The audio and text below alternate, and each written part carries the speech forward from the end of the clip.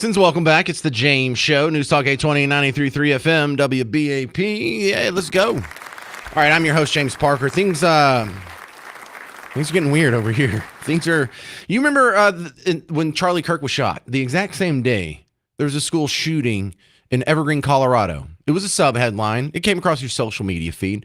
In fact, that was one of the immediate sort of cover stories that was being used. It was like the first reaction that kind of got your attention, where people were like, who got shot? Charlie Kirk? I don't know him. I'm more concerned about the 3 dead children at another school shooting in Colorado. Yeah, well, I'm more concerned about the 3 dead children than a guy who spent his whole life just being hateful. Remember that? Did you hear about it since? You want to know why not? I'll show you why not. Here. So the day after the Evergreen, Colorado shooting, the public information officer for the local sheriff's department came out, had a press conference, and just kind of slipped something out there. What we're learning is that, based on some of the information that we're seeing about this suspect, is that he was radicalized by some extremist network. What kind of extremist network? Some extremist network. Were they extremist Lutherans? The details of that will be down the road, but we want to at least give you that much about maybe mindset for him. So what kind of extremist? She doesn't say. She doesn't say. I don't know. Could be anybody. Could be a Southern Baptist with a grudge. Another one of those crazy guys. Self-radicalized by an extremist group. Well, certainly, she'll take some questions after the press conference, and the press will ask her about it. So she starts to take questions after this press conference. And what is this? Almost 10 minutes into the question part, does someone actually say, hey, what kind of radicalization are we talking about here? There's like one decent journalist. No one cared about the motive for 10 minutes worth of questioning. No one cared about the motive. And there's one brave person, or maybe just someone who's new around here and doesn't know they're supposed to be a sheep, actually ask, and she dodges again. Can you talk about what kind of radicalization you believe is student? All right, the question, I don't know if you could hear that. Can you talk about what kind of radicalization? I don't know that. It was stated to us specifically that was radicalized through an extremist network, and clearly we take that very seriously. That's all we get. That's all they know. Jeepers. We got 2 more detectives working on the case. They got us working in shifts. Yeah, you may never know the motive. I mean, this may not be something that's even possible to know about someone. All right, so that was last Thursday. You want to fast forward to Colorado school shooting? You want to guess what extremism they radicalized themselves in? Go ahead, just take a guess. Are they having issues with their pronouns in their court hearings? Have you seen this guy's picture yet? Or hers? We don't know. Could be anything, could be anyone. We don't know. They just stopped reporting on it. I don't know. Do they have funky dyed hair? I'm not saying they do or they don't, but notice how that just got dropped with a rock. And notice how the extremism just gets cast in the most vague sense possible. But they saw racism in the Sydney Sweeney ad. Really? You saw racism in an Aunt Jemima bottle of syrup that you walked past 10,000 times in the grocery store in your life, and you just decided in what was that, 2016, that it's racist or whenever that was? Haven't we seen some dumb stuff?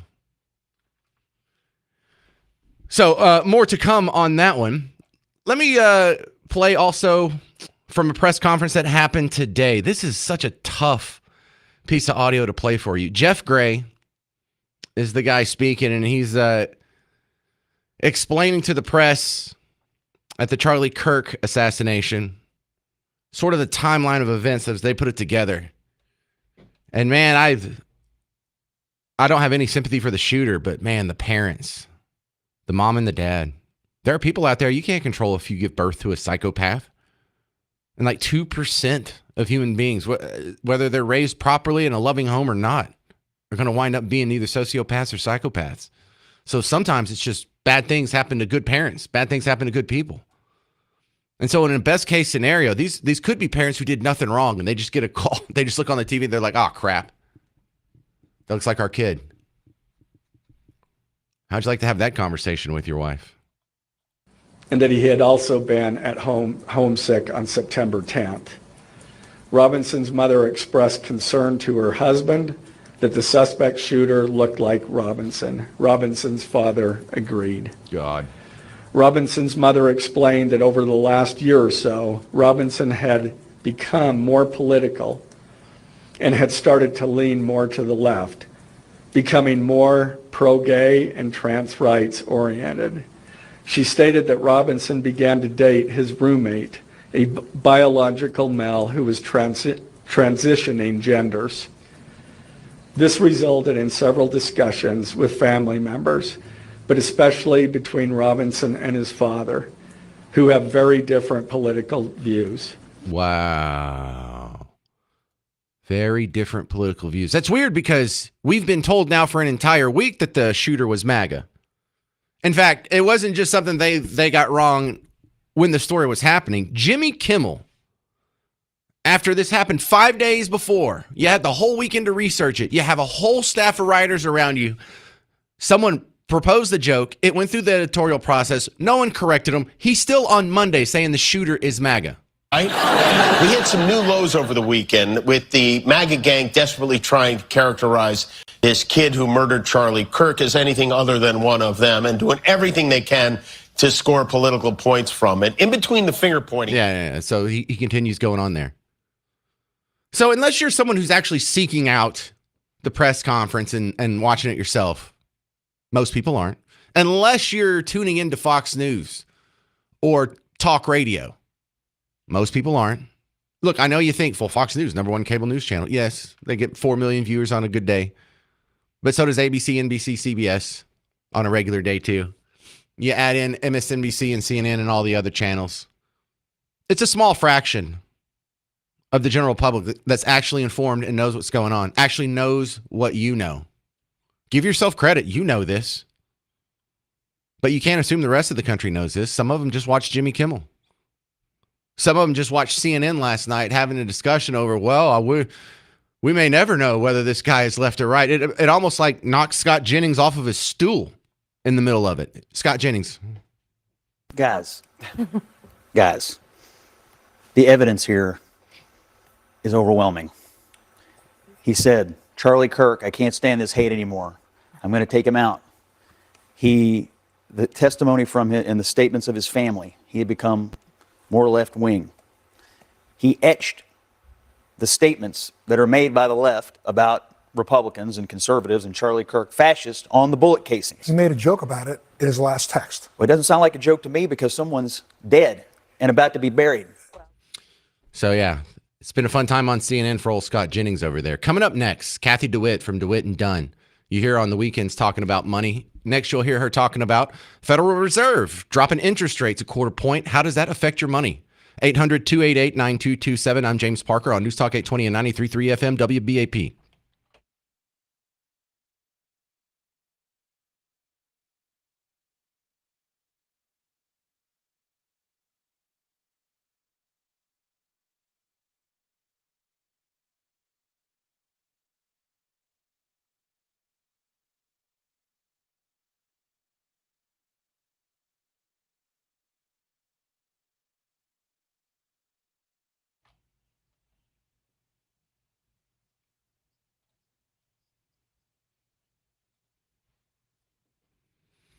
What's up, football fans? Do you want to add a little spice to the football you're already watching this weekend? Pick up the Prize Picks app. James Parker here for Prize Picks.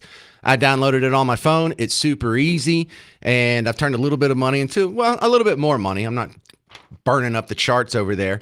But look, we've got games that are happening tomorrow. Dolphins versus Bills. You know, you can set a lineup 2 to 6 people, and you can run it on Thursday, and then you can do another lineup on Sunday, and then you can do another lineup on Monday. You can do another one on Saturday if you want to go into the college football. So you download it, and it's super easy. They have one of the discounts. The discount of the week this week is Patrick Mahomes, 0.5 passing yards. Really? Do you think Patrick Mahomes can get at least one passing yard? So go ahead and click more on that. put it in your lineup, and then all you have to do is pick one more guy, and you can win some money. You can win our money. Download the Prize Picks app, use promo code WBAP. You get $50 in lineups with your first $5 lineup. So download Prize Picks, use promo code WBAP, get $50 in lineups with your first $5 lineup. And by the way, the Chiefs are playing the Giants on Sunday. Yeah, I think Patrick Mahomes is going to get more than 1 yard. Prize Picks. It's good to be right.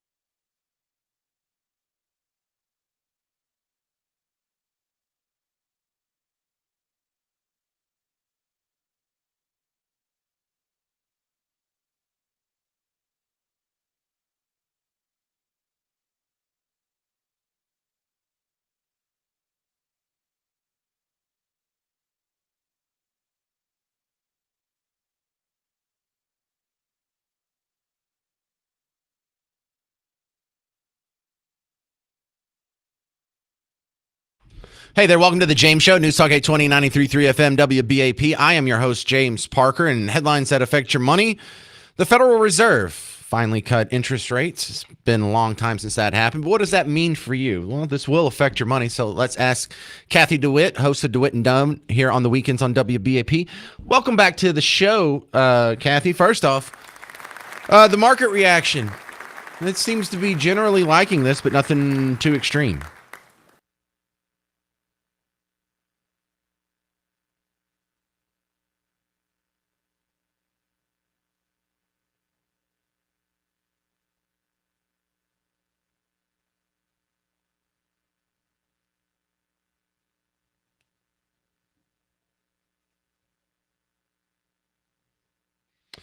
So the cut was only a quarter point. Some people were expecting more. What do you make of that?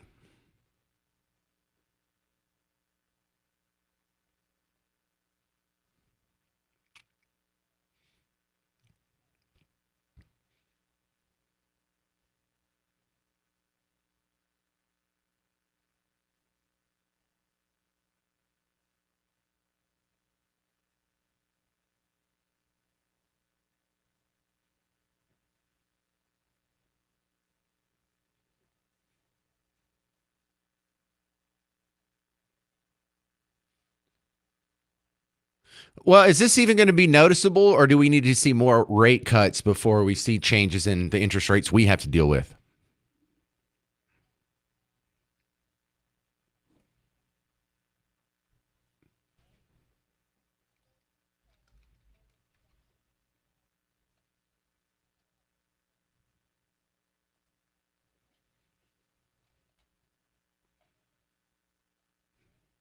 Is that code speak for like annuities and CDs and you say fixed income market?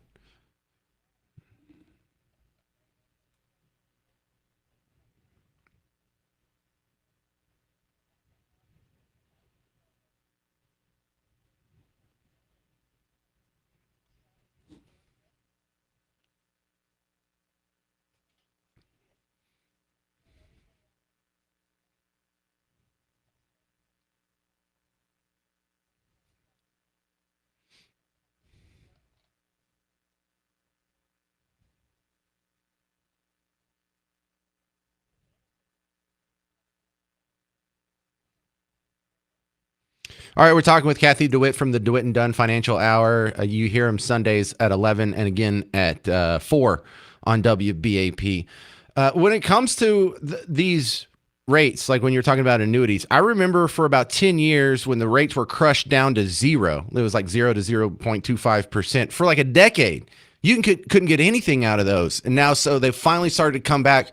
We may lose them again. And in hindsight, if they do another, decade of zero rates here, it'll just be an island of a few months where you could get decent return on these fixed annuities and some of these other fixed products, where for a decade before and a decade after, they were trash, basically, the interest rate so low. So we might just be in a little tiny brief oasis of time here.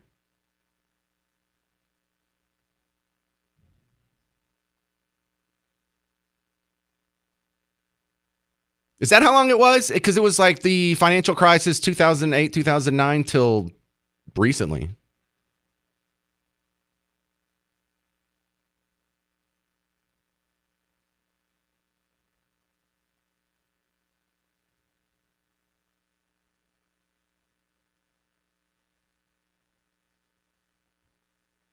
Well, conversely here, I was the last guy to get a mortgage before the rates went up. I got a 3% mortgage over here. Now, I doubt we're ever going to see that come back, but are we going to get much relief in the housing market because of lower rates?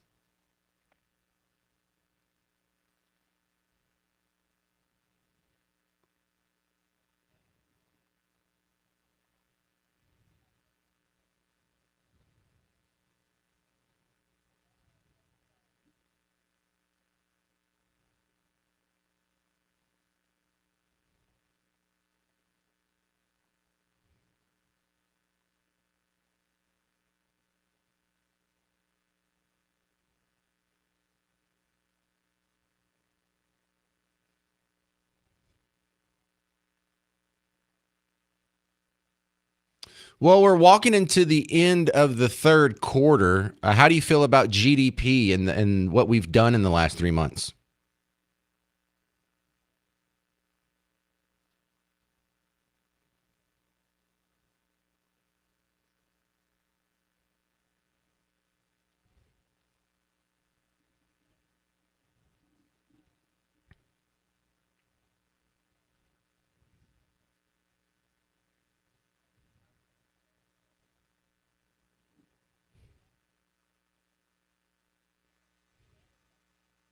Is there any explanation for the weird convulsion the markets had right before the James show started?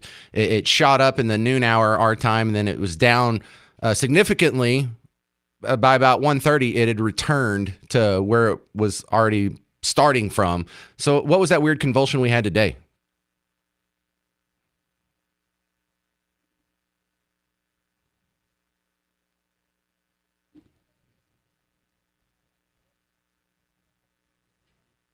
Right. I have the kind of calming effect on the markets that can soothe chaos.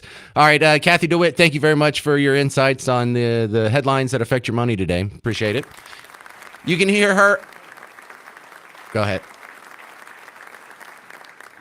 Yeah. So Sunday at 11, and then there's a replay at 4 here on WBAP. All right. Coming up next, what the heck did Jasmine Crockett say this time? It's the guns. You'll hear it next on The James Show. News Talk 820, 93.3 FM, WBAP.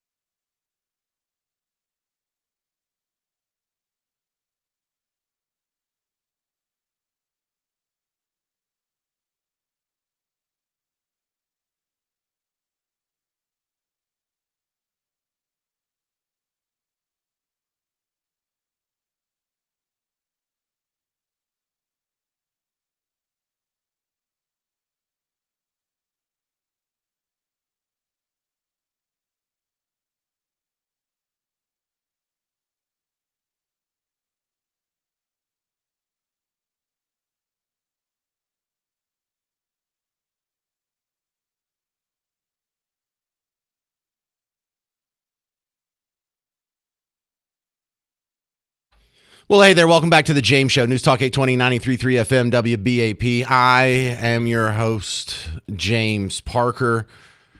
So, time for today's episode of What the Heck Did Jasmine Crockett Say This Time? Jasmine Crockett, queen of the liberal tea. Bleach blonde, bad built butch body, Governor Hot Wheels, and he is a hot ass mess, honey. Queen of the liberal tea. Anglo. So today it's going to be a reaction to Charlie Kirk and Jasmine Crockett. You know that there's one thing that I think most of us can agree on that needs to change in order to minimize this, and that's the hyperbolic talk about people being fascists and literally Hitler and Nazis. And it's been almost a week now. Well, I guess it has been a week now. They're not getting that message. You know, I hear people say, remember how unified we were after 9/11? Remember how we were all together? We weren't. It was just for a brief moment there. The people that hate America were too scared to say anything. They knew to keep their mouths shut because we were mad. So I think some of them are keeping their mouths shut for a little bit, but it's not going to go away. They're not learning their lesson. They're still pressing on, it was MAGA, or it was the guns, even though it was a single shot rifle in a gun-free zone. No gun control law that Jasmine Crockett has ever pushed would have stopped this one. I mean, that would still be a legal gun. Does anyone want to get rid of a single shot 30-06 hunting rifle? It's just something like the guy's grandfather probably used to go hunting with. No. So that's what before you even hear it, I just want you to know the lesson from today's episode of What the Heck Did Jasmine Crockett Say This Time is it's not going to stop. They're not learning their lesson. Here she is. It's the fascist GOP just yesterday. I'd like to ask you to respond to critics who have pointed the finger at Democrats who have used phrases like fascist or Hitler, made comparisons to those things over time. Do you think that that's contributed to this, or are those critics wrong? Well, hold up now. Before you get her answer, this is a perfect chance for her to be the opposite of divisive, for her to bring us together. Like, listen, I know we have strong disagreements on political issues, but yeah, maybe we need to tone down the rhetoric, or maybe we need to tap the brakes on some of the Nazi talk, the fascist talk. Maybe she has a chance to say, in a moment like this, we're all Charlie Kirk. She doesn't. They're absolutely wrong. Here's the reality. They don't want American people to know any forms of history. We know that there was news out today about the president going after yet more historical information. The reality is that when we look at what is taking place, when you look at an authoritarian, and what they do is they try to basically say, you have to do whatever the government says, even if that means that your personal freedoms are going to be subjected to. Say, where were all these constitutional absolutists during COVID? Where was all this talk about your personal freedoms? Anybody that would restrict your personal freedoms, they're a fascist. Were you a fascist during COVID? Was the Democrat Party, and hell, most Republican governors, were they fascist during COVID? Or if you opposed it then, you weren't fighting fascism, you were killing grandma. Whatever we say, whether it's right or wrong. Right now, our personal freedoms are constantly under attack. Your first question was specifically about our First Amendment rights. Right now, it is about doing whatever the man who currently occupies the White House wants done. There should not be anyone that faces consequences because they actually know history, and they are trying to prevent even more disaster and harm from coming to the American people. What crosses the line is when you say things, especially on air, like, yes, euthanize homeless people. That is a problem. Or when you're having a rally and you start talking about beating up people and causing physical harm. Or when you joke about what happened to Mr. Pelosi when he was attacked. Or when you decide that there are over 1,500 people that were charged and convicted, whether it was in a trial or they sign plea agreements after beating law enforcement and tearing apart our Capitol, and you decide to let them go free. It seems like violence is okay if it is only because the man that is currently serving in the White House asked for it, even when we look at ICE officers and what they are doing to those that are accused of violating our law. That is what they think violence is okay for. But then when it ends up happening and it comes back on the other side, they claim that it's because of the Democrats and them using words like fascist. Yeah, so it's not going to stop. It's not going to. The shootings are going to continue. We don't have enough people who are calling out Democrats from the Democrat side of the aisle, and that's the only thing that can fix this. They're not going to listen to me. They're not going to listen to John Kennedy. They're not going to listen to even a Joe Rogan anymore. I'll give you a good example here. John Fetterman. He is a senator from Pennsylvania, and Pennsylvania is one of 6 or 7 states that actually have senators from different parties. There's one Republican, one Democrat from Pennsylvania right now. And they both went on Fox News yesterday on Brett Baer's show to have a unified message. This is the parties coming together, saying don't call anyone Hitler. We got to stop with the Hitler talk. Notice how they didn't go to CNN or MSNBC. You think they might have offered and got rejected about this? You can't go on CNN and say this. This is what they spend half of their day doing. Same thing with MSNBC. But here's John Fetterman, Democrat senator, doing the right thing yesterday. Do not ever compare anyone to Hitler. If not, go online and you can read up on exactly what he's responsible for. 75 to 80 million lives lost in World War II. And you don't compare him to anyone. And if you do, then you will incite somebody to say, well, now I feel like I have to stop that and take them out. People have seemed to have forgotten that the president took a shot to the head. Yeah, I don't think they forgot. I just don't think they're bothered by it, and they should be. 800-288-9227. I'm telling you, this is not going to stop. If they're not going to stop with the rhetoric, there's not enough John Fettermans. There's too many Jasmine Crockett's out there. There's not enough Bill Maher's. There's too many Abby Phillips out there. And as long as that high rhetoric, that heated rhetoric is going to continue, the bullets are going to keep flying. Sorry. Coming up next, Jeremy Rosenthal, legal analyst of The James Show, answers the question, is this guy going to get the death penalty? I'm James Parker. It's News Talk 820, 93.3 FM, WBAP.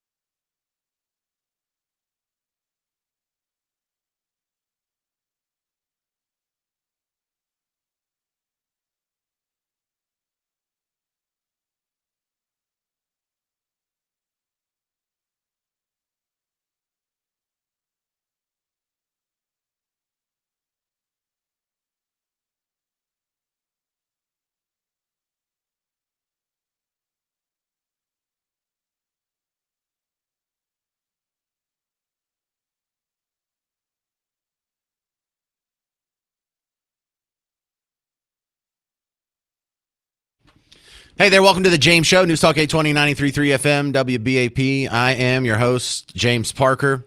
Legal analyst for the show, Jeremy Rosenthal from TexasDefenseFirm.com, coming on the show. Welcome back, sir. I'm doing pretty good. First question for you. This guy that shot Charlie Kirk, is he going to get the death penalty?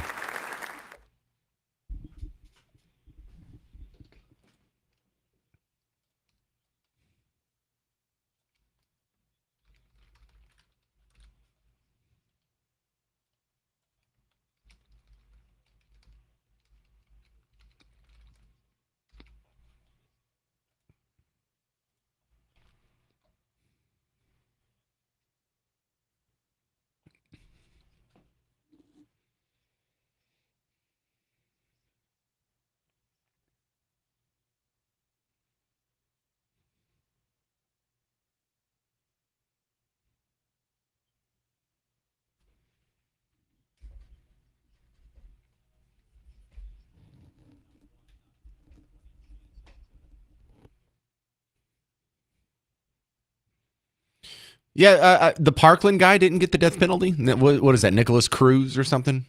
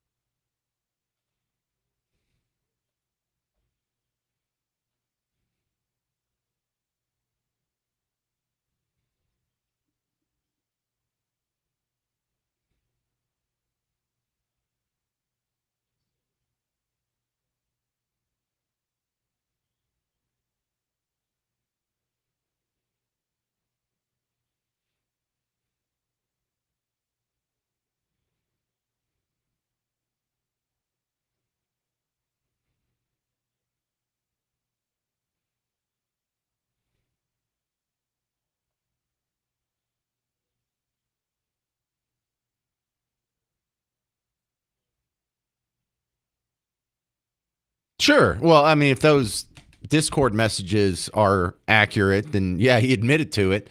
So how much does the situation change? We're talking to Jeremy Rosenthal from TexasDefenseFirm.com, new people. How much does the situation change because this happened in Utah? That, they're seen as more of a hard-nosed state when it comes to crime.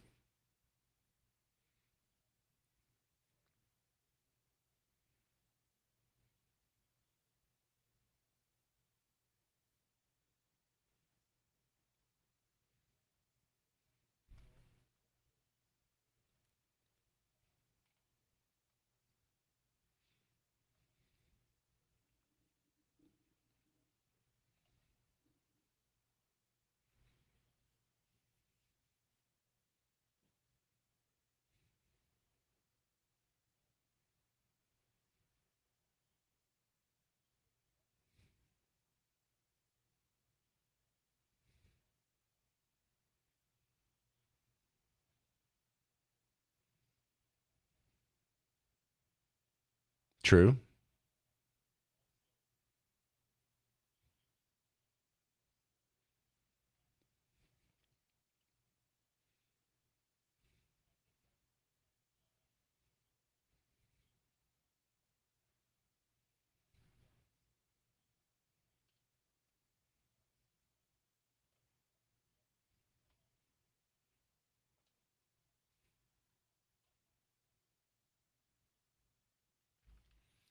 All right, Jeremy Rosenthal.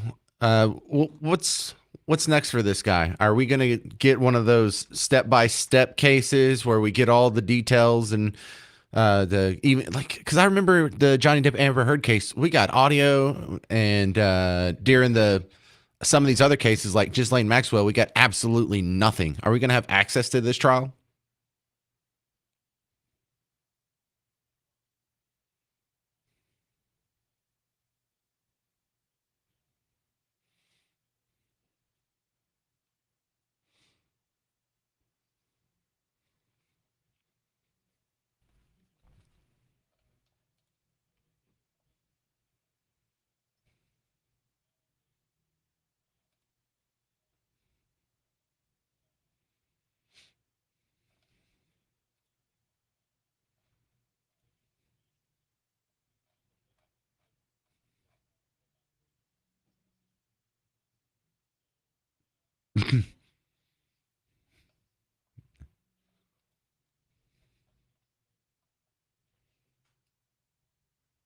All right, there he is, Jeremy Rosenthal, TexasDefenseFirm.com. Appreciate you sharing your legal expertise on the James Show yet again, sir.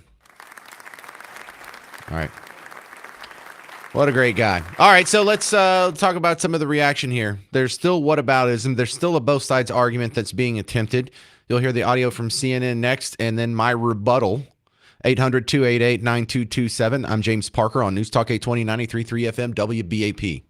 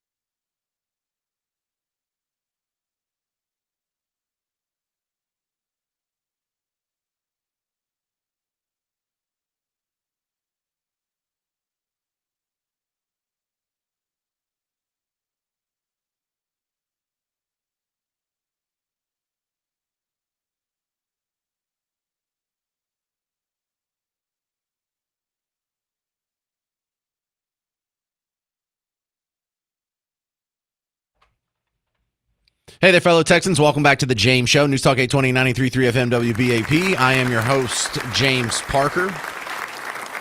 Hey, thank you. Thank you for hanging out.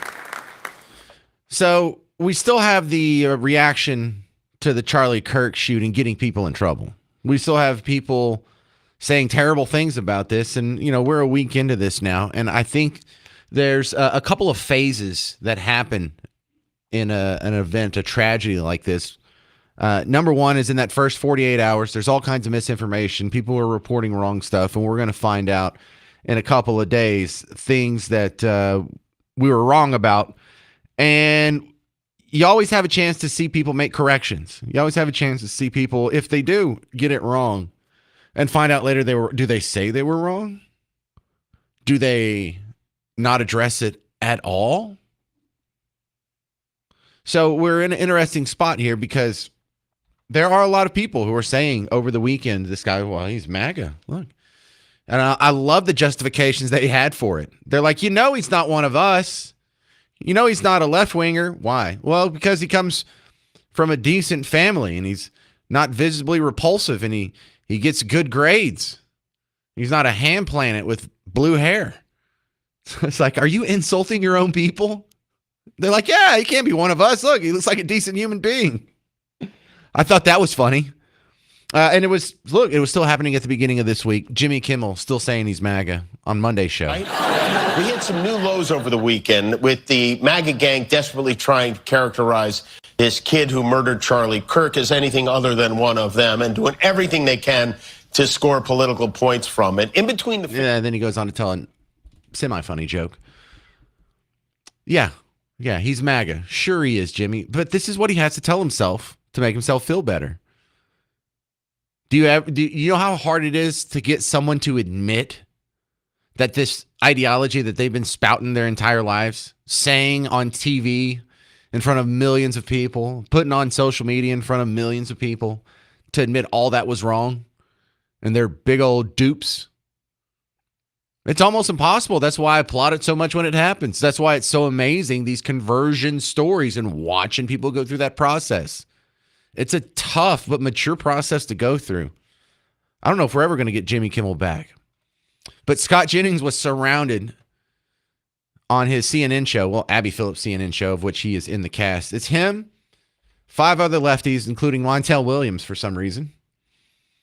And they're all debating on whether or not this guy is left-wing. And after about 4 minutes of this, Scott Jennings finally gets to talking. You could just hear in his voice, he is just blown away by these people. Guys, the evidence here is overwhelming. He said, Charlie Kirk, I can't stand this hate anymore. I'm going to take him out. The testimony from him and the statements of his family, he had become more left-wing. He etched the statements that are made by the left about Republicans and conservatives and Charlie Kirk fascists on the bullet casings. He made a joke about it in his last text. Well, it doesn't sound like a joke to me because someone's dead and about to be buried. Well, so it doesn't sound like a joke to me. So I'm just telling you, there was an effort all weekend long on the left to try to make this guy sound like he was a conservative. That failed. That was passed around all over the weekend. That has now failed. The evidence has now come out. He was motivated by hate. He was motivated by left-wing radicalism. He got mixed up with some trans ideology in his life. We'll learn more about that, I'm sure, when more evidence and testimony comes out. We are looking around the edges of this for something other than what's staring us in the face. Left-wing radicalism got this kid. He went up to a roof and he murdered our friend, and that's what happened. And it's not to gang up and point fingers at the other side and try and make, people who are, disparate third parties be like, see, my political opponents are evil. It's that if you don't address what's staring you in the face, another flavor of left-wing radicalism, being violent, then you're not going to have the real conversation. You don't diagnose the right disease. You're not going to apply the right medicine. If you're going to go after the guns, it's a problem with the guns. Really? Is it a problem with the guns? Because the guy that shot up the school at Evergreen, Colorado, used a revolver. You have any gun control that would stop that? It was also in a gun-free zone. Did that work? The guy that shot Charlie Kirk, single shot, 30-06, it's a bolt-action rifle. one bullet per trigger pull, and then you have to do a whole motion to get another bullet in there. It's not even semi-automatic. Also in a gun-free school zone. No, we need to have the real conversation here. And that requires putting all of these disparate violent acts in context together. Because the radicalization of this Antifa guy, whether it was, you want to blame anything specific to do with trans or Antifa in general or just left wings, let's not get into the minutia. Let's just recognize that that's the same radicalization that had our ICE facility shot up in Alvarado this summer, and the 3 law enforcement officers who were shot at the ICE facility in McAllen here in Texas as well. It's a different flavor, but still on the left wing, on the Team Blue, all the Free Palestine people that committed acts of violence. That's your team too. Whether it's the guy on New Year's Day in New Orleans mowing over people in Bourbon Street, whether it's the guy also in Colorado with the homemade blowtorch torching elderly Jewish people, or the Hispanic guy who converted to Islam and then felt the need to go shoot 2 Jewish diplomats outside of the museum in D.C. Whether it's all the Tesla dealership fire bombings, all the car vandalisms, 2 Trump assassination attempts, the Black Lives Matter rally where 6 Dallas police officers lost their life in my backyard over here. That's your team too. Luigi Mangione murdering the United Health CEO. That's your team too. The ICE protesters throwing bricks at cop cars in Los Angeles. That's you too. There's a whole slew of just anti-Christian. So whether it's BLM motivated, whether it's Antifa motivated, whether it's anti-Christian motivated, whatever it is, it's some flavor of Team Blue that keeps doing this. It ain't the guns. It's lefties with guns maybe, but it's not the guns. No one with the MAGA hat is sniping their political opponent from 200 yards away on a college quad. We had the anti-Christian mass murder at the Catholic school in Nashville, anti-Christian mass murder at the Catholic school in Minneapolis, the anti-Christian attempted mass murder at Joel Osteen's church. Luckily, that shooter got taken out before there could be a mass murder. There was the anti-Christian mass murder at the Waukesha Christmas parade. There's a shooting at the GOP baseball practice. There was the 4 Baton Rouge cops who were murdered in a BLM ambush in 2016. The 2 NYPD officers who were assassinated in their car as a revenge killing for Eric Garner in 2016. We had 2 fatal shootings in Chaz. We had all kinds of murders from Antifa going back in 2020. The Charlotte train stabbing of the Ukrainian refugee, one of yours. Charlie Kirk assassinated, one of yours. So no, I do not buy this both sides argument. We need to have the real discussion. And it starts with stop with the Nazi crap. Stop dehumanizing us. None of us are literally Hitler. 800-288-9227. 800-288-9227. Isn't it weird that that's too much to ask for some people? No, I insist on calling you the worst person in human history. Great. You think we're ever going to have unity with that person? Coming up next on The James Show, Spencer McGowan, host of Net Worth Radio, talks about the interest rate cut and the state of the economy coming up next on The James Show. News Talk 820, 93.3 FM, WBAP.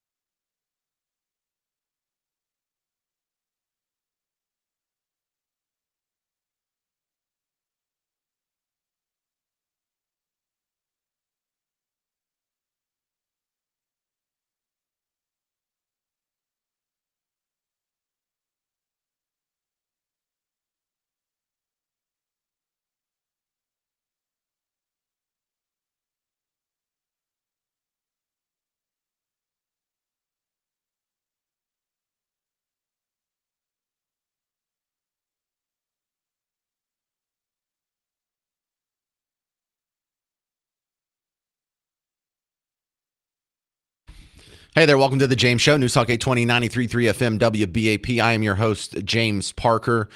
You know, most of the headlines are still focused on Charlie Kirk, the aftermath, the teachers getting themselves fired, the Abilene ISD superintendent making a viral article that's gone online, and we'll be covering all that. But there was also another big headline that happened today that could affect your money. Spencer McGowan, Net Worth Radio, is coming back on the James Show. So Jerome Powell lowers rates. Market doesn't seem to care very much. There was a weird convulsion for about an hour today, but other than that, I think last time we talked, we were expecting this to all kind of be priced in, and it looks like we were right.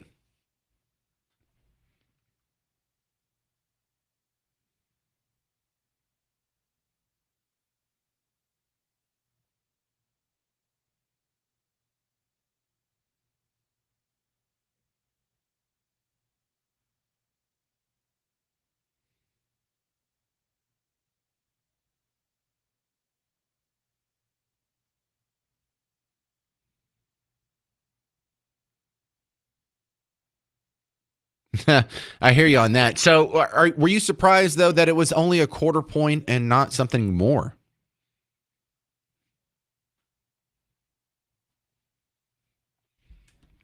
Do they even do that?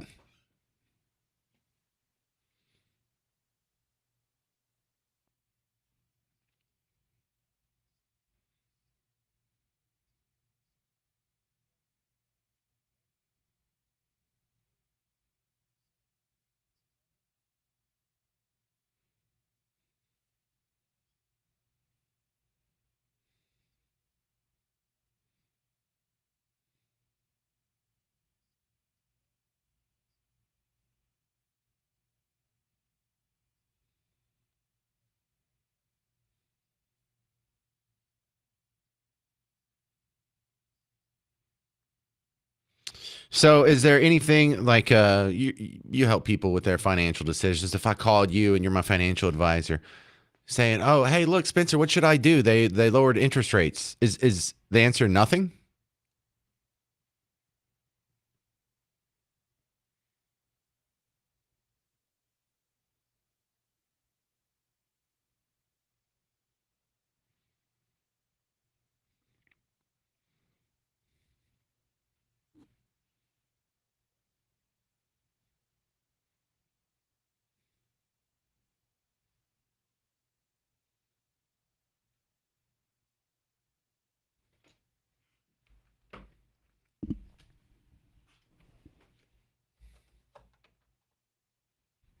All right. Well, thanks for breaking it down.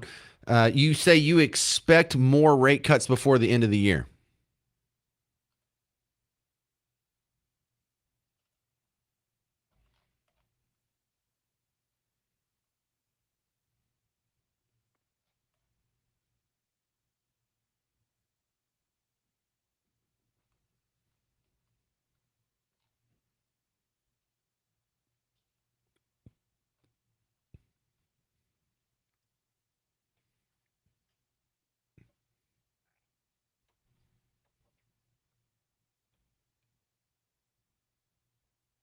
All right, good stuff. This is Spencer McGowan from Net Worth Radio. You can hear him at 4 o'clock on Saturdays here on WBAP, networthradio.com. Thank you very much, Spencer. To the phones we go. This is William in Fort Worth. You're on WBAP. How's it going, sir? Hey, thanks for hanging on. What can I do for you? No, man, I just wanted to make a comment about the Jasmine Crockett and the Crocker crap she says. She talks about how history, what they don't want us to learn history, or them to learn history, but yet I can remember just a few years ago, they were pushing to remove all these monuments and statues that literally founded our history of our country.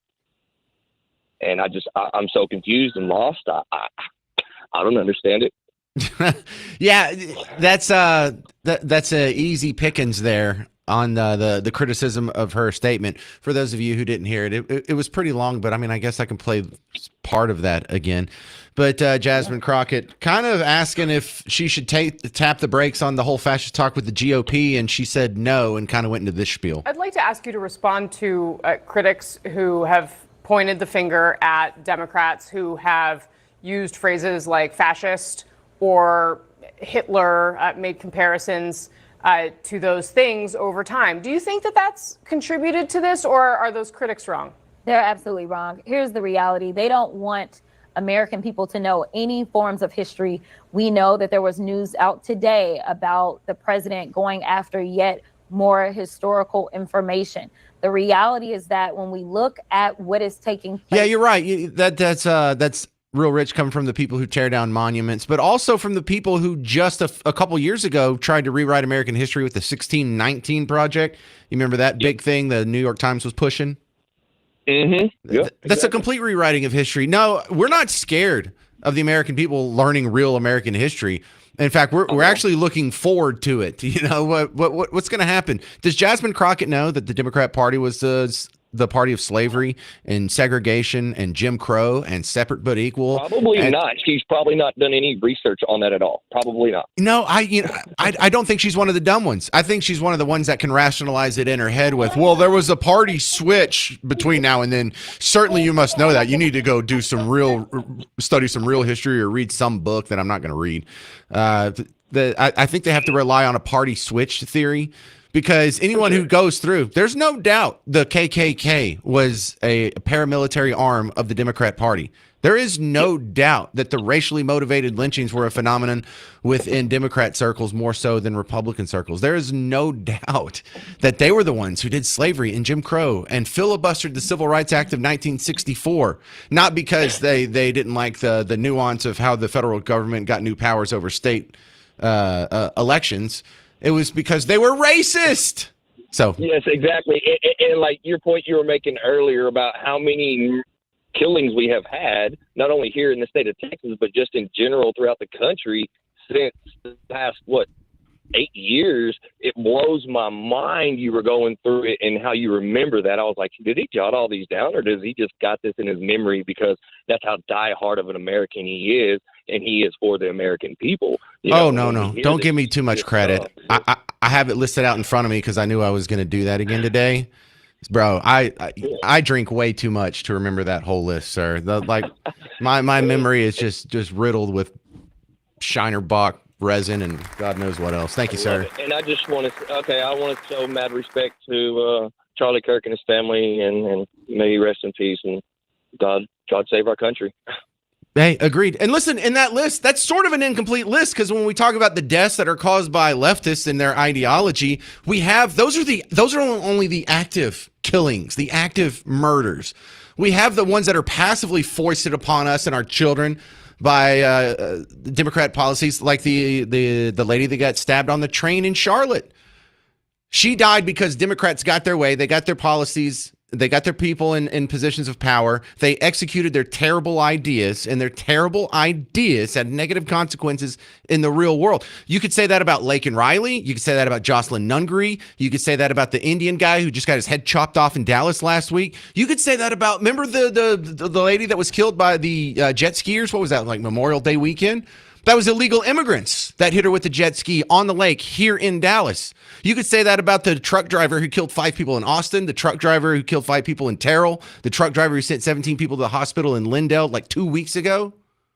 Yeah, it's not just them, their policies, everything.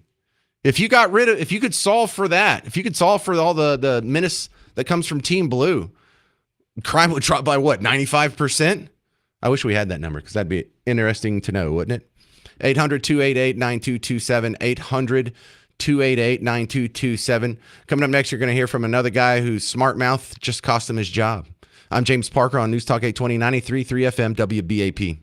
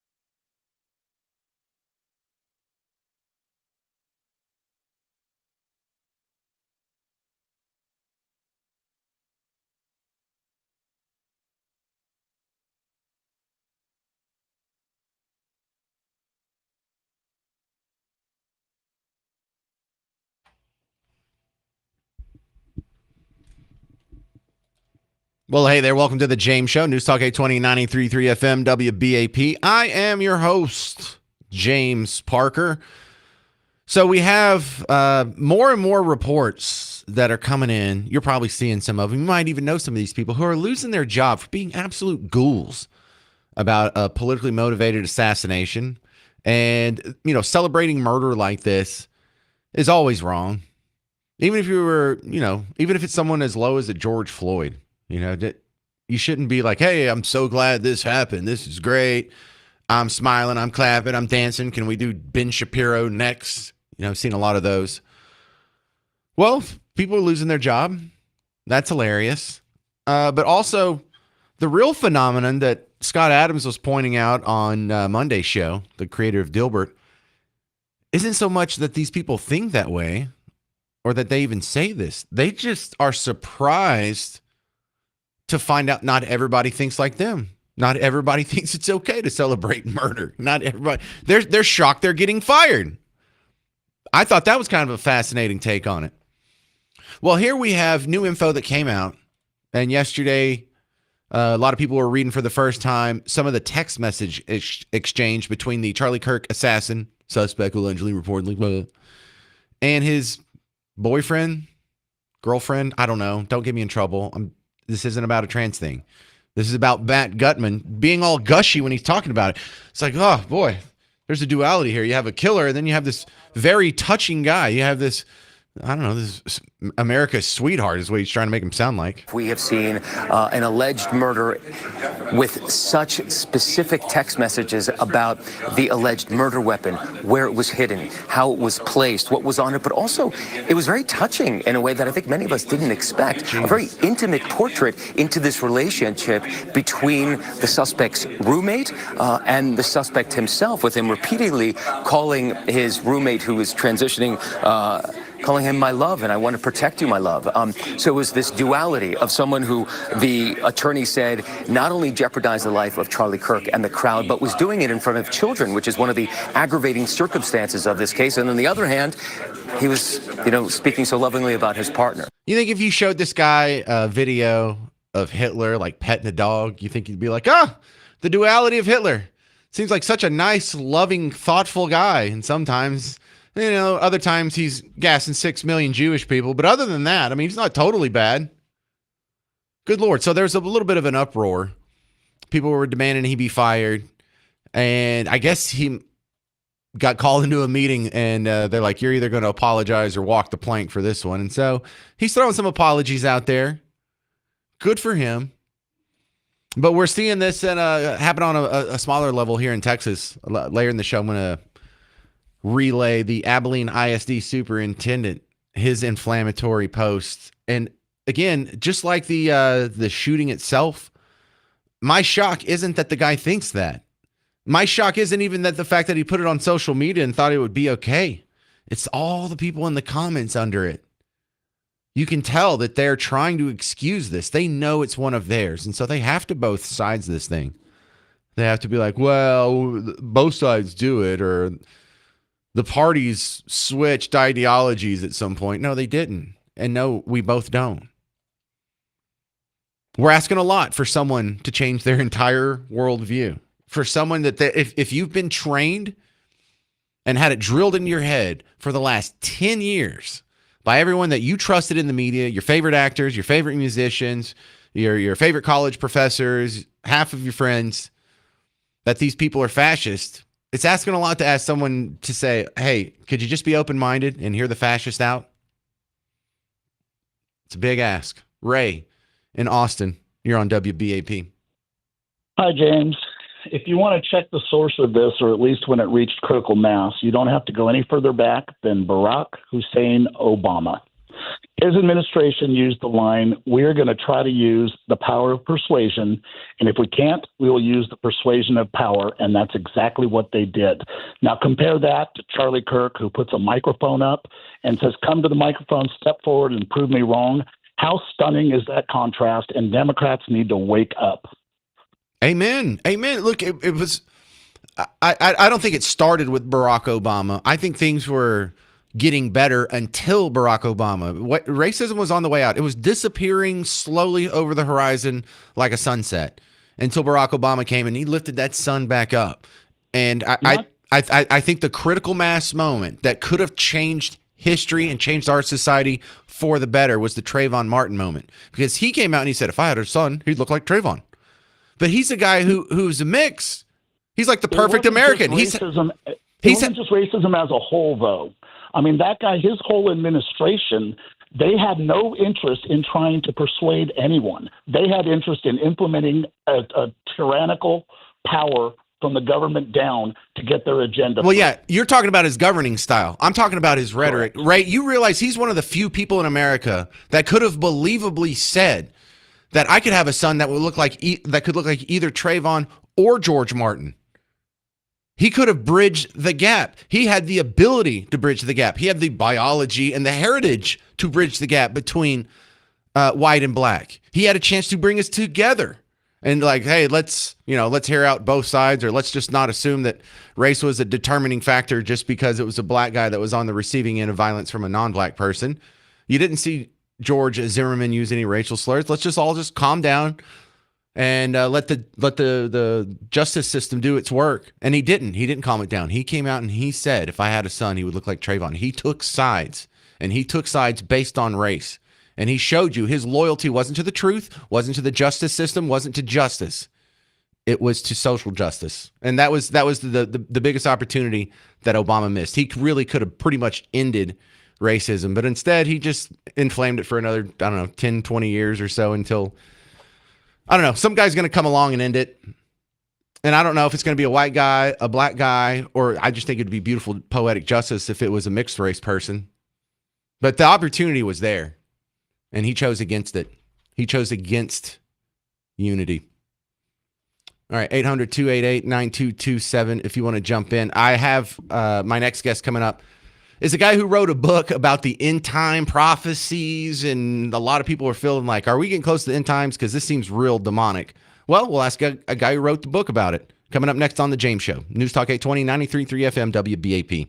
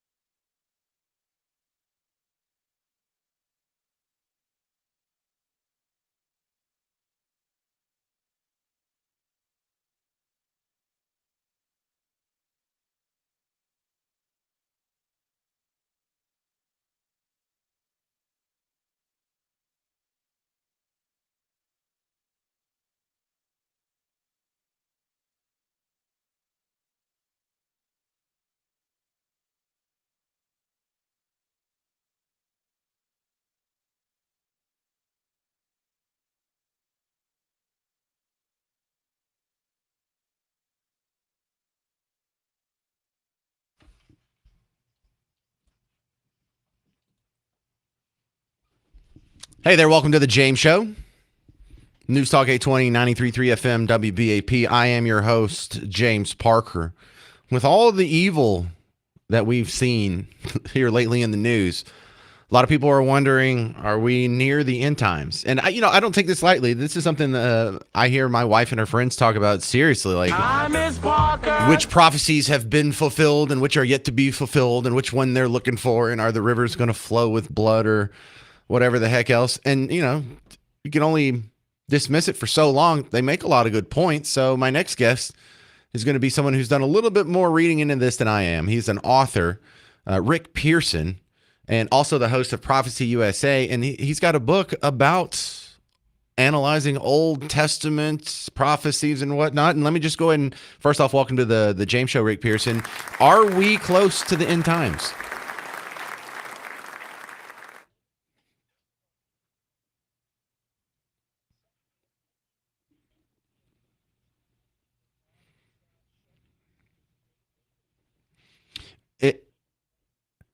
So when you say end of the end times, how much time you think we got left? I know no one knows the exact date and time, but I mean, is this something that's going to happen in our lifetime, 100 years from now, 1,000 years from now? Do you have any sense of a timetable?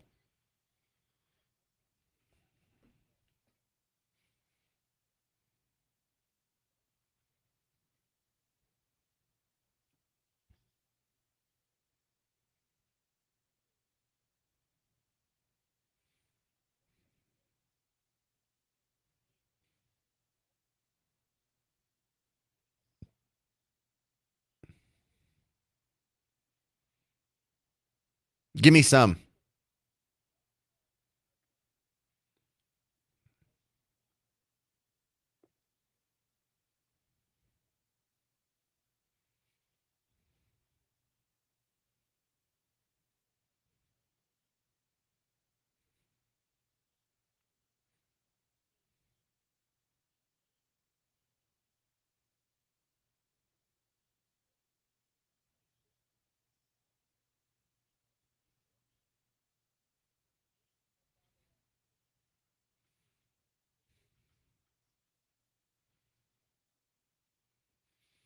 So what's something from the news that coincides with the end time prophecies?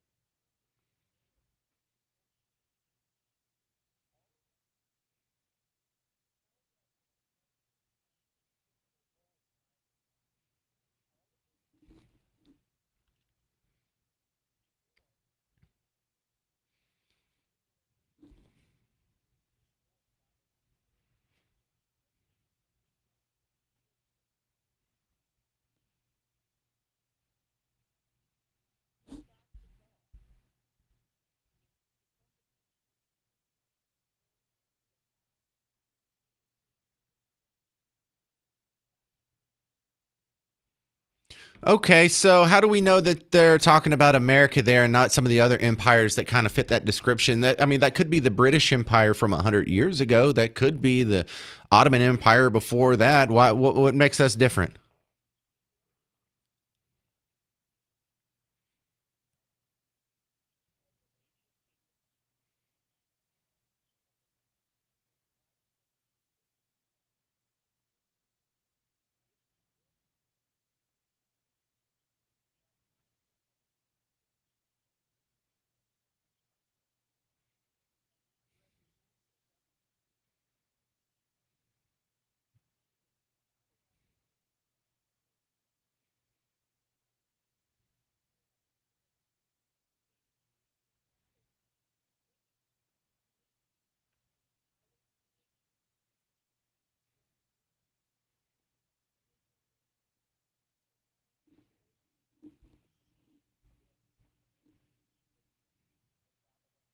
All right, we're talking.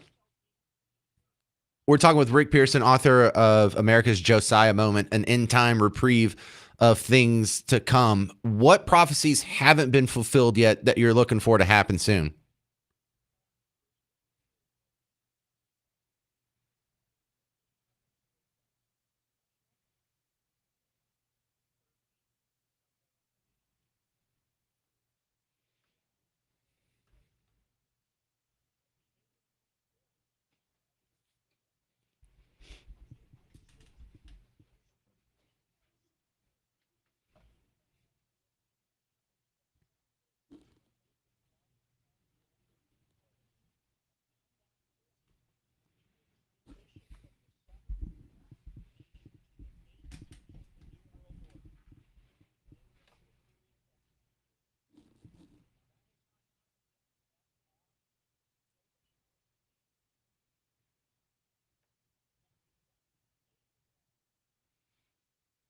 What can I throw in another prophecy? This will be the James Parker prophecy.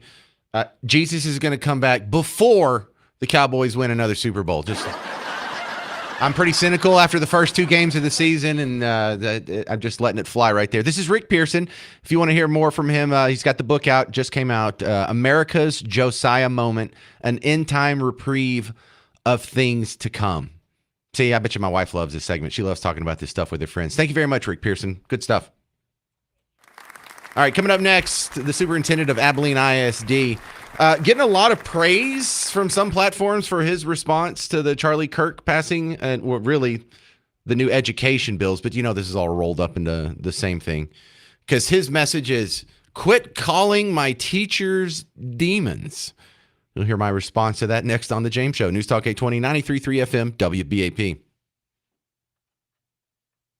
Hey, homeowners. James Parker here for Rhino Shield. When that paint on your house is chipping and cracking and you've already painted it, if you're painting your house for the second time, this is totally elective. You could have avoided this if you had used Rhino Shield. You could make this the last time you ever have to deal with your house painting, house coating again.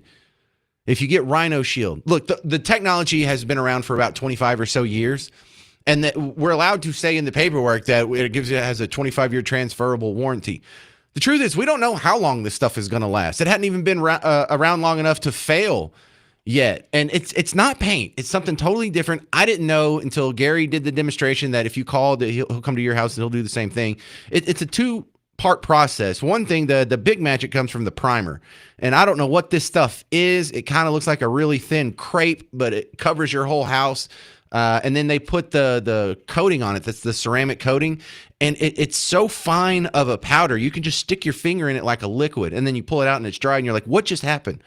And so it's a space age technology. It just does things paint can't. It lasts longer than paint, doesn't chip, crack, peel, all that good stuff. But it also has an insulating factor. It reflects UV rays. It will not burn. 25-year transferable warranty. And if cost is an issue, they even have financing available. So don't paint your house, coat your home. Go to rhinoshielddfw.com.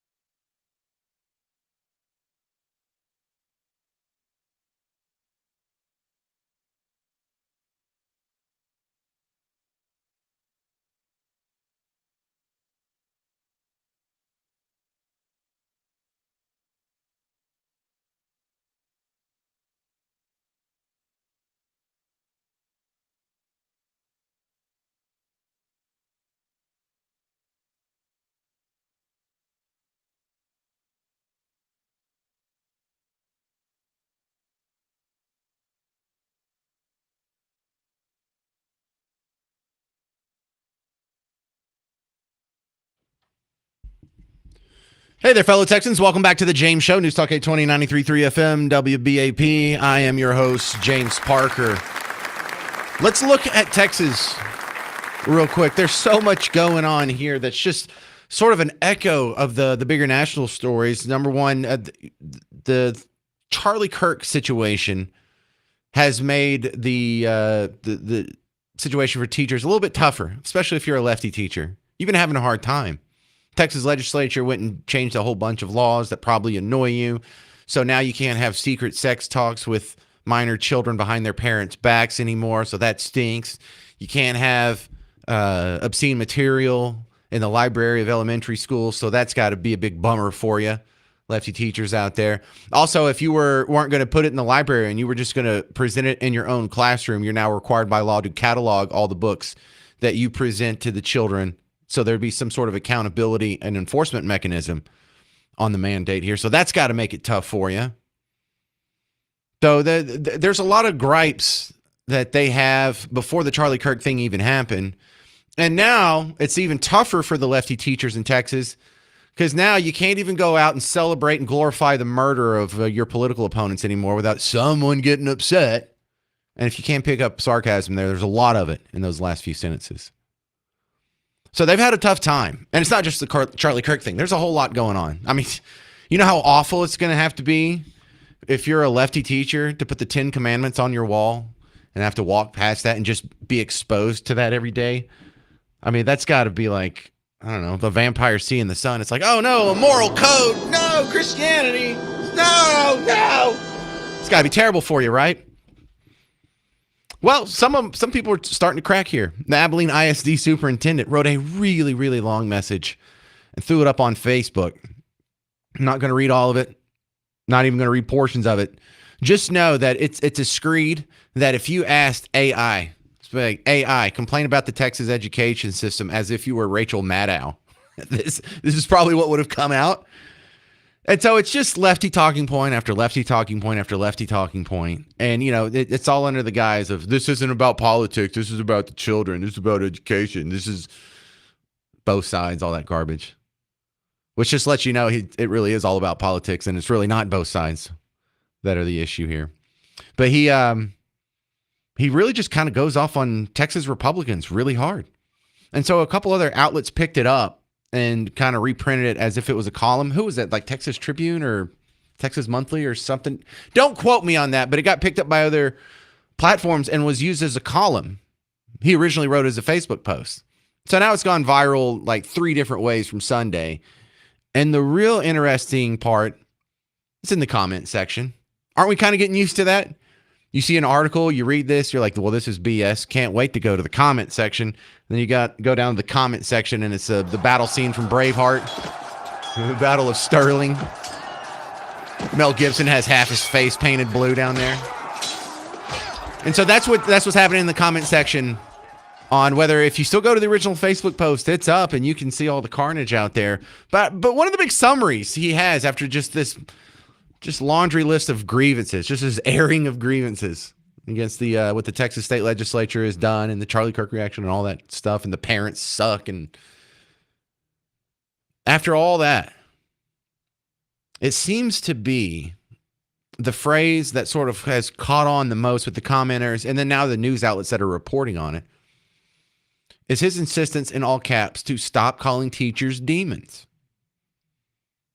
My answer to that is no. I have never said, no one has ever said, I can't find any examples of anyone ever saying all teachers are demons. So no one is saying all teachers are demons. But you can be damn sure that some of them are. And I'm not talking about the ones that I disagree with politically necessarily. There's a lot of fantastic teachers who are lifelong Democrats. I know, I had them. I'm still friends with a lot of my teachers. And if you think that's weird, I'm from a hyper small town. And so like my teachers were friends with my grandmother when I was growing up. And now my aunt works at the same school I went to. So my aunt's friends with him. My aunt had some of the same teachers that I had. And I had a cousin that went there who was, dude, it's a small town thing.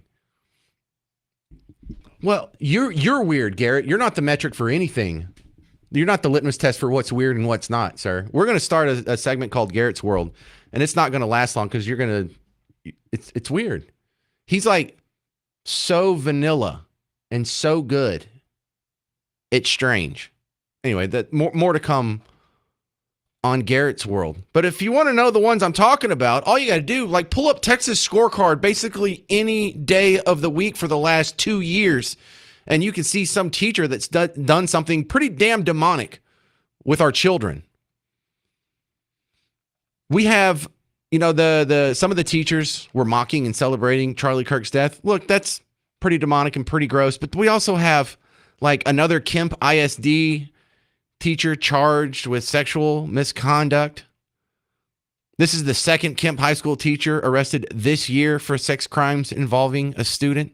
Can I call that one? Can I call that one a demon?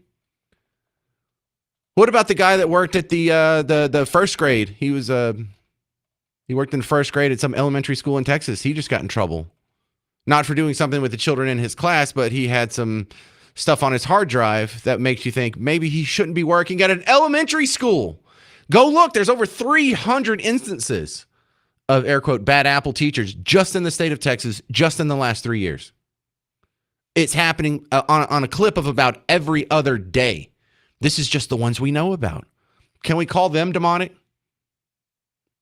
Because he's right in the fact that it's wrong to just blanket say all teachers are demonic, but no one's saying that. It's just as wrong to say no teachers are demonic, because some of them have definitely demonstrated their demon status. 800-288-9227, 800-288-9227. And what might be a James Show exclusive as far as radio and TV reporting goes, Tony Ortiz is coming on next. He has an exclusive on his website, Current Revolt, where he may have found a connection between the groups that the Kirk assassin was a part of and the group that shot up the Alvarado ICE facility here in Texas. Details coming up on the James Show. News Talk 820, 93.3 FM, WBAP.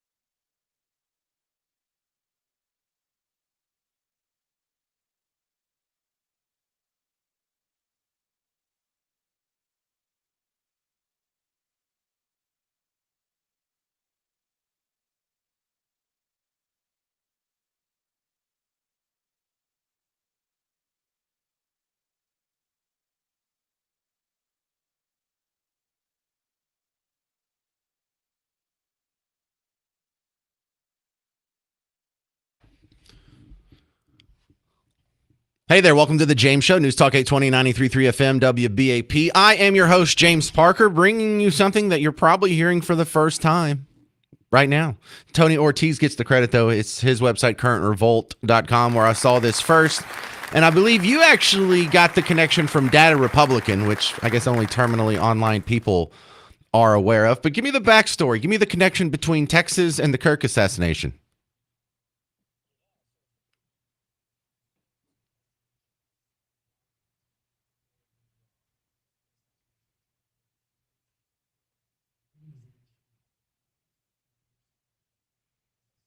Whoa, whoa, whoa, whoa, whoa. Are we allowed to say that? Isn't that a bad word? Oh, man. I feel like if I said that 10 years ago, I would have gotten in trouble. I feel like if I'd have said that 20 years ago, I would have gotten, laughs, because we were shock jocks and Howard Sterney, and now we're back to saying it again. That's so weird. Anyway, continue. This is armed queers of Salt Lake City.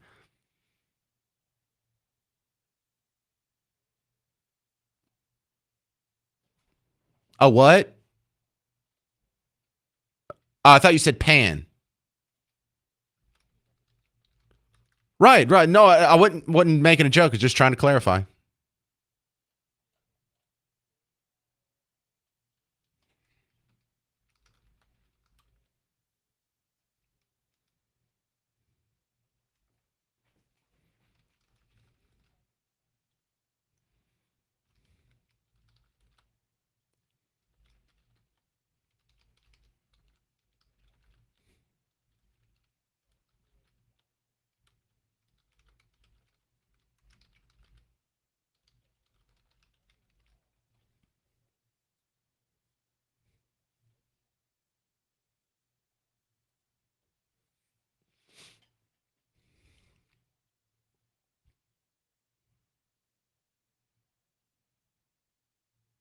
Wait, hang on.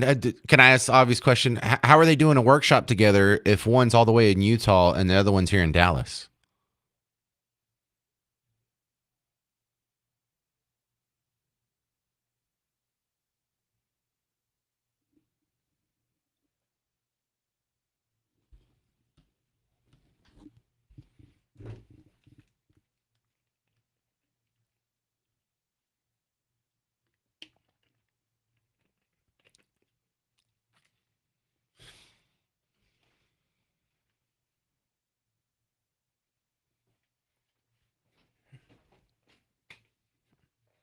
Do they really know who John Brown is? I mean, John Brown spent his life killing Democrats.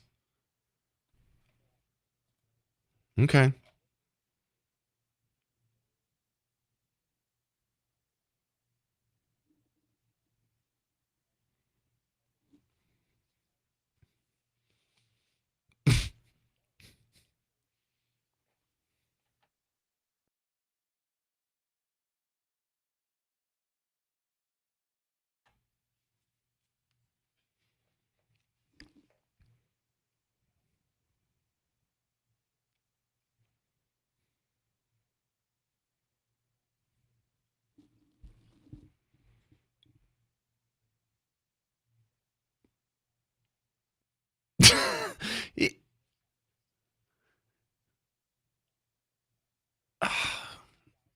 All right, this is going to be the country person speaking here, but city people are so funny to country people sometimes. Like the way they treat guns. Like, we're going to have a workshop with this blue-haired spheroid in Utah to teach us how to defend ourselves. Don't you have a dad? Can't you learn from your dad how guns work and what you're supposed to do with them?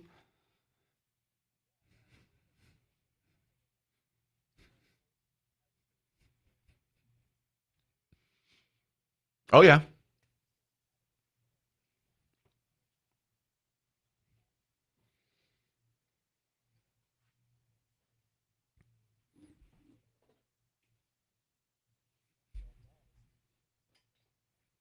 Yeah, because the lefties from all across the country have to lean on the Texas lefties because even though they're lefty, they're Texan first and they're the most knowledgeable of guns. That kind of tracks with our brand we have going. So we have the connection where they've done workshops together Was this just like one thing that happened 5 years ago, or do they have regular contact with each other and this has been an ongoing relationship?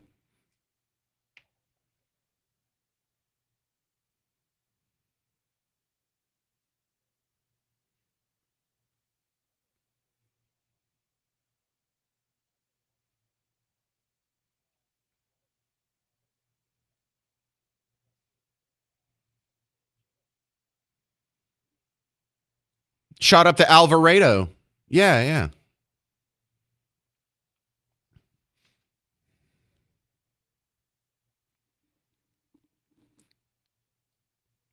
So we have deliberate, sustained organizations who, whether they're in Utah or Texas, have committed violent acts, at least attempted murder here in Texas, here and in McAllen, actual murder up in Utah. I mean, how many terror attacks do these guys have to commit before they're labeled a terrorist organization?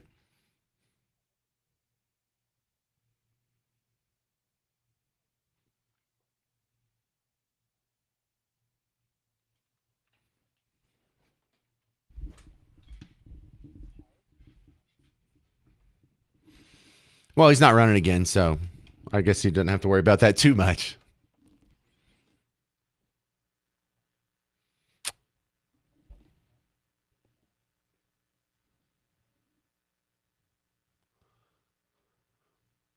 Well, they're still getting preferential treatment even a week later. People are still throwing around the term Nazi and fascist. I noticed that if one Muslim blows up one building, he's automatically a terrorist. But apparently, Antifa people, they can shoot up Christian schools, they can assassinate Charlie Kirk, they can ambush our ICE facilities, and I'm just wondering how far they can stretch this before they get the label. But I thank you very much for doing that legwork. I think a lot of people didn't know that and wouldn't know it had it not been for your site. Tony Ortiz, currentrevolt.com. Thank you very much, sir. All right. Did you know that? Did you know about that connection? 800-288-9227. 800-288-9227. It's okay if you didn't know about it. I was just kind of blown away and had to share it with you almost immediately when I found out. Wild stuff. All right. Coming up next on The James Show.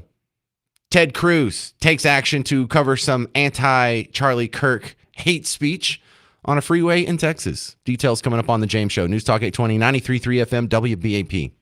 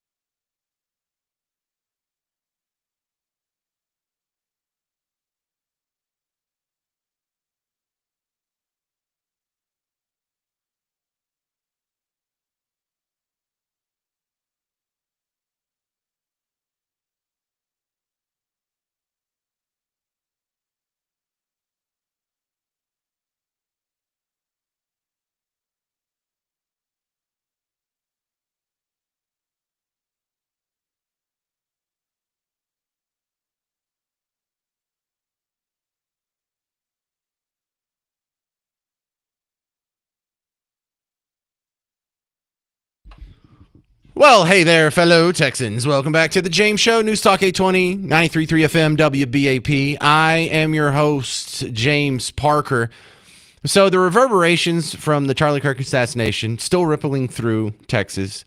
You may have seen in your social media feed that this week Ted Cruz actually got passed around quite a bit on social media because on Highway 59 in Houston, which is a big freeway, someone had graffitied F. Charlie Kirk. And so it was something everyone could see as they were coming out of some building, because I think there was like a fundraiser this weekend. And they can call the Texas Department of Transportation and they can file a complaint, and TxDOT, whenever they can get around to it and get it on their maintenance list, will come around and paint over it. But since this was during the weekend, they didn't want to leave it up any longer than it absolutely had to be left up. So Ted Cruz went to the nearest hardware store, got a bucket of paint, slobbed over the F. Charlie Kirk himself, took a couple pictures, boom. I loved it. A lot of people loved it. You saw a lot of misery in the comments too. Don't be this person. Don't be the person that says, well, yeah, it said F. Charlie Kirk before, but now it's just a big, dumb, white square. It still looks terrible. Shut up. You're a terrible person. He wasn't covering it in a way that was going to be aesthetically pleasing. He was just doing what he could at the moment to a place that was already messed up and not looking nice. So the terrible, ugly sentiment, the negativity that is being put out into the universe constantly by everyone who went by and read it would immediately cease. Just some miserable people out there. Just absolutely. These people, they've all got to be single. Who could be married to someone like that? 800-288-9227. This is Josh in Burleson. You're on WBAP. How's it going? It's going great, Josh. So you were talking a while ago, and the speaker that you had on mentioned that one of the head leaders in that group was involved in the ICE incident in Alvarado. Yeah, did he say leaders? I think he just said some person, but I don't know. Well, go ahead. Your point stands. I think he said he was one of the leaders, but I just thought maybe it was an interesting connection. The police officer in the ICE deal was actually shot in the neck, and Charlie Kirk was also shot in the neck. So I was thinking maybe there's some kind of connection there between the two, even deeper. They're bad shots? I mean, look, well, I don't say that to insult him. Yeah, exactly. Well, Josh, I don't say that again to insult him. I say that because when they had actual law enforcement snipers, like there was this one guy that was being interviewed in the news somewhere, and I wish I remembered where, so I give him proper credit. But he was in the military, and then he was a sniper for like a SWAT team. And he's like, I know it wasn't a professional because he hit him in the neck. And they're like, well, that's still pretty close. He's like, yeah, but if that's me only 200 yards away, I could put it either in the left nostril or the right nostril. So the fact that he was 6 inches off, if he was going for a headshot, means he's not a pro. If he's going for center mass, trying to hit him in the middle of the chest, that's also probably about 8 inches off. So no, we know he's not a pro because the shots were so inaccurate. So I mean, there is something to be gleaned from that besides just making fun of them. Right. Agreed. All right. Well, great observation, Josh. Appreciate it, sir. Thank you. So the TEA, Texas Education Agency, has confirmed now. I just feel like updating you this every step of the way because this is something that actually will make a difference, but not make headlines. You are constantly inundated with headlines that don't affect you one whit. But in this one, what I'm talking about is last week, Governor Abbott told the TEA to put out a notice to all superintendents saying, hey, if you're getting complaints about improper teacher or administrator reaction to the Charlie Kirk assassination, file a formal complaint. Here's the system we set up. We'll investigate them all. And if we were found that they had acted inappropriately, they will be terminated, put on the do not hire registry, never to work in this state again. I love that. So the TEA put out the letter. It was confirmed earlier this week that they had gotten over 180 complaints. I don't know how many of those are duplicates, how many of those are legit, How many of those are just someone trying to get their math teacher fired? I don't know. But they have confirmed that after the governor got all the complaints and said, cool, we're investigating all these, the TEA is doing it. Texas Education Agency is actually doing it. Now, the teachers union for Texas, they don't like this. But they've had a lot of complaints, and almost all of it's been political, and almost all of it has been to the benefit of Team Blue at the expense of Team Red. So it's an inherently political animal to begin with. But the investigations are happening. The results should be out soon. And I'll be interested to see how many of those 180 or so teachers and administrators actually do lose their jobs. I feel sorry for anyone losing their job. I wish it didn't happen. Sure does make life worse for them. But if you're going to demonstrate that you're indifferent to the death of someone based on their political ideology, that's nothing extreme. He's not literally Hitler. He holds political views that are similar to half of the country. So if you demonstrate that you're indifferent to the death of someone who holds the views of half the country, that's more than just freedom of speech. 800-288-9227, 800-288-9227. Did you know we had a school shooting in Dallas yesterday? Details coming up on The James Show. News Talk 820, 93.3 FM, WBAP.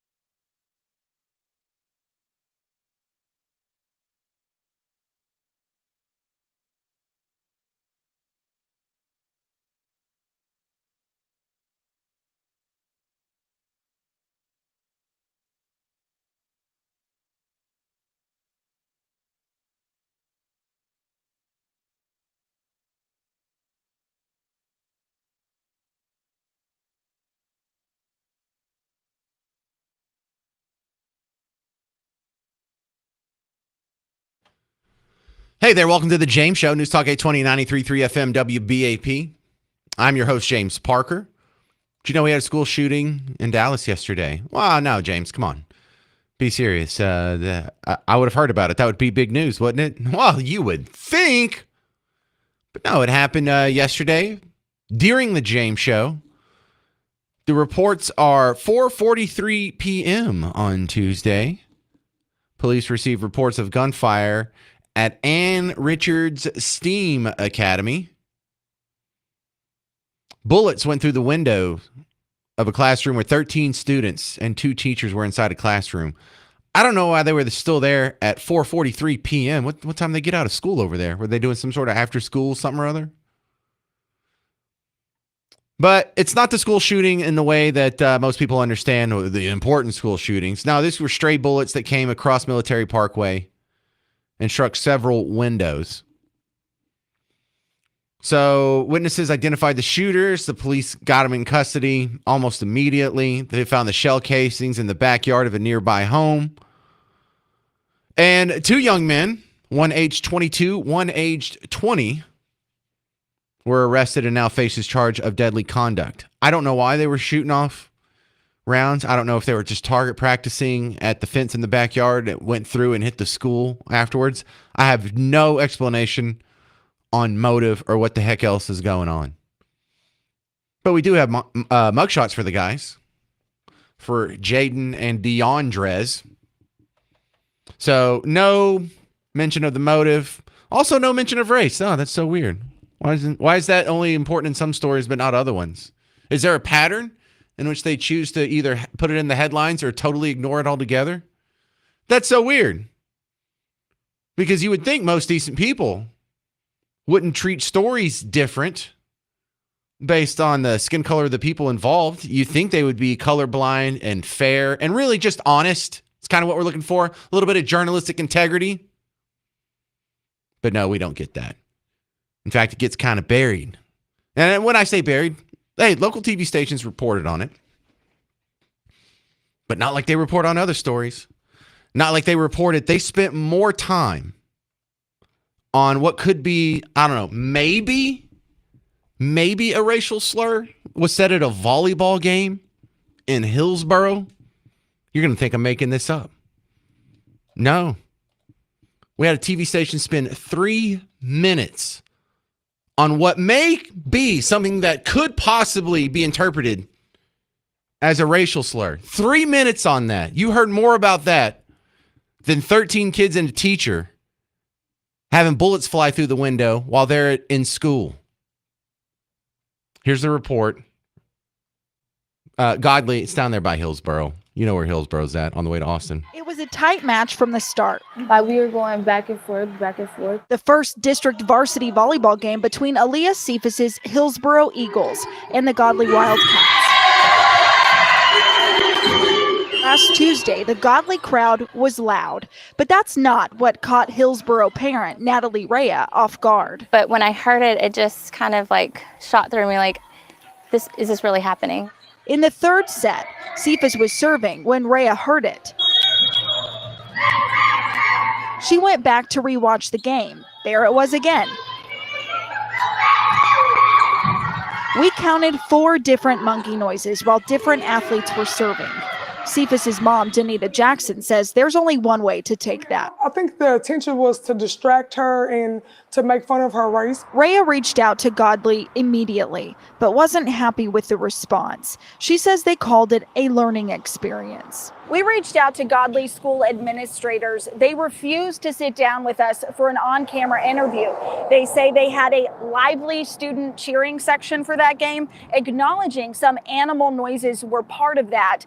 They say it was not directed toward any particular student, and it was not racially motivated. Have you ever been to a game where that was a standard chant? No. Not monkey noises. Godly did investigate in a statement saying an administrator was at the game and confirmed she observed nothing inappropriate in the chants or behavior. Jackson has her own take on those findings. Maybe they don't understand because they're of the other race and it's not their race. So if they can just give a formal apology and let's move forward from it. Hillsborough investigated too, saying admin talked to Godley, but will leave what happens next up to them. Whether it was their intention or not, it still happened. And there is a negative connotation with that noise. And so I just want to bring awareness and let them know, like, this is not appropriate. We don't need to be doing this going forward. Yeah, Brittany, we heard from Hillsborough in your piece. Have you heard from any of the Godley students sitting in the stands that day? I did. I talked to one student who says it was a joke, meant to be a distraction. We asked him what the school did after the fact. He says the football coach talked to them, but didn't say not to do it, though he says they probably won't. We reached back out to the district with that information. A spokesperson says admin officials did talk to some students, maybe not that student. That's a bigger news story than bullets flying through the window of an elementary school classroom. You understand how crazy that is? You understand like the lack of journalistic integrity, how far we've fallen off as a society? And in the coverage of that story, they didn't even nail down. Did the kid even know? Some people perceive that as a slur. They said it happened 4 times. Well, did it happen only to the 2 players that were black on the Godley team? Or was the noise being made at all the players, regardless of their race? Because that would kind of maybe lend to the idea that he was just making a noise, not thinking of the racial angle that some people could perceive of it. They also said there were animal noises. Were there animal noises other than monkeys? So were they just cycling through and making random animal noises? And because 4 times the noise you heard was a monkey that some people could say could be used as a racial slur against black people? I mean, when I saw the headline, I'm like, what is someone yelling the N-word at a poor high school student? No, it sounded like some, I don't know, 14-year-old boy or making animal noises, and someone just wants to interpret it in the worst way possible because that's what they've been trained to do. If you've been told your entire life that this is a racist, sexist, bigot, homophobe world full of white supremacists, you'd be on the lookout for that too. But if this really was a racist country, would that even make news? Would a newsroom say, we're going to spend 3 minutes? You realize most newscasts only have about 22 minutes of actual talking to you and news to report because they have commercials and they have like the little intros and the little interstitials where the graphics zoom in and show the logo and then zoom out. That's crazy. 3 minutes on that. All right, that's going to do it for the James Show. Stick around. Mark Levin's coming up next. I'm James Parker on News Talk 820 and 93.3 FM WBAP.